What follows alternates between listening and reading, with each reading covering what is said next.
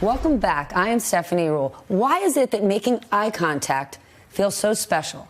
Maybe because these days we don't really do it. In a world where we are glued to our phone screens, the simple act of looking up and really seeing the person you're speaking to can go a long way. Maybe you should try it. Joining me now, Oscar-winning producer Brian Grazer. You know his work, Apollo 13, A Beautiful Mind, The Da Vinci Code, Frost Nixon, to name just a few. His new book, which I highly recommend, Face to Face, details what is needed for me to meaningfully connect with other people and the magic behind those relationships. Brian, I am so grateful that you decided to do this. First of all, why did you decide? Because, first of all, I realized that I wouldn't have been able to start up my 100 movies. I made 100 movies. None of those startups would have ever happened without a face-to-face communication. I wouldn't be able to close any deal. I wouldn't have been able to evangelize the cause or mission of making American Gangster and have Denzel Washington pass up other jobs based on an idea. I wouldn't have been able to have deep friendships with people. I wouldn't have been able to meet ODB, Old Dirty Bastard, 25 years. You think I didn't know what ODB stood for? No, I knew you know that. I mean, hello. Talk. I know my Wu-Tang. I love it. You think only Ari Melber knows who ODB is? Come on now. You're hilarious.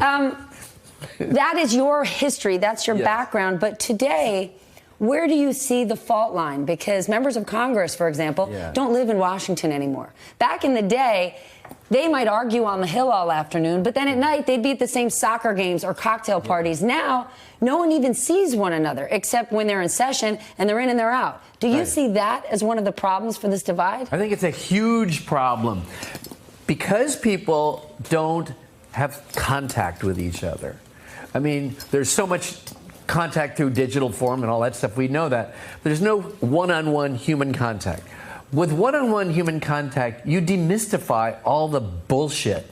You're able to get into somebody's heart. The way you reach people and communicate with is their heart, not with loads of paper and mounds of research and, constantly, exchanging information that way. You can't create empathy that way.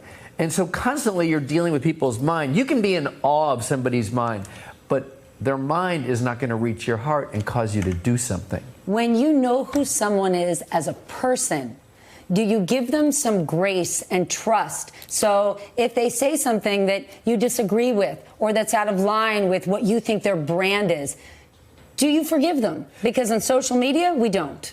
You're 100% correct. You ding them out for life based on that. Cancel culture.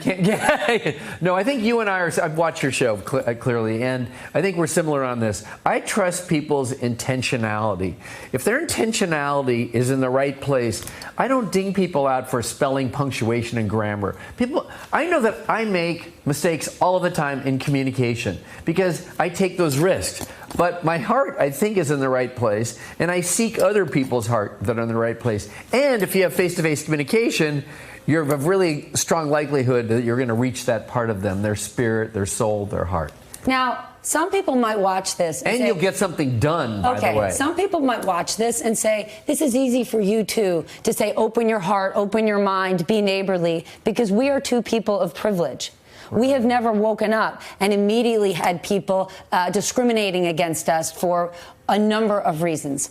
Is it naive of us to say, there's no reason to hate, you should trust thy neighbor? Because there's a lot of people out there who say, I can't trust what's out there. Look at the amount of hate crimes on the rise. That's a very provocative thing to say. That's the point. I know, it's unfortunate. Okay, yes, we are privileged, but I still nonetheless think every time you or I reach out to somebody and see that they're a human being, we realize that we have something in common. We can relate to each other as being part of the same species. Now, we can do our part.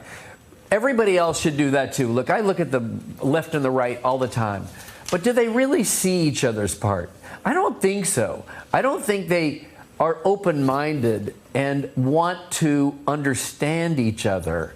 And I think when you start to do that, I think progress is made. Empathy is the key ingredient to all of this. And empathy isn't going to come from your smartphone or your digital or any of those things. Empathy comes from actually reading somebody's face, their body language, all those other cues that define their energy. And you either are attracted to it or you're not. But that's the way it works. It comes from your heart and your mind. You just have to open it up a little. Brian, congratulations. The book is out. It's called Face to Face. I highly recommend it. Please get out there and read it. Hey there, I'm Chris Hayes from MSNBC. Thanks for watching MSNBC on YouTube. If you want to keep up to date with the videos we're putting out, you can click subscribe just below me or click over on this list to see lots of other great videos.